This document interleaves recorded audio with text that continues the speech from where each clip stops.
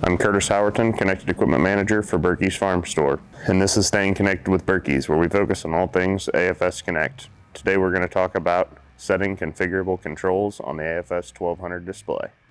To edit our configurable controls, we will click on the menu option, select the tractor settings, and on the right hand area we will select configurable controls.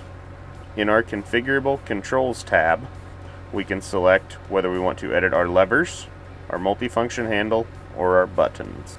We select A, B, C, D, E, or F, which represent the levers on our armrest, and we tell it which remote we would like it to control. So currently A is controlling remote 1, so A is red. That color corresponds with the remote on the rear of the tractor. So if we change it to 2, A becomes blue, representing remote 2, and B, which was representing remote 2, is now unassigned.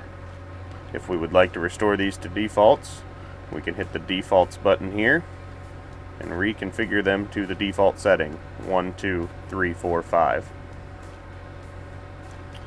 If we select levers and change to multifunction handle, this shows us which remotes will be actuated by the 2 buttons available on our multifunction handle for remotes.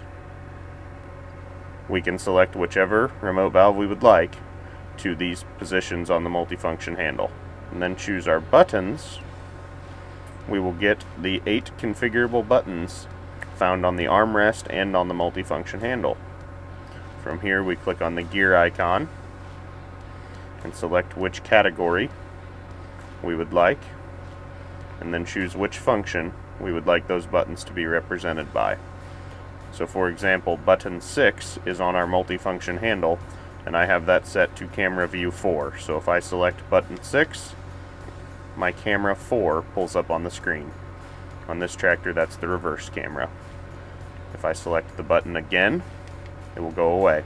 Button 8 is set to answer or end a phone call.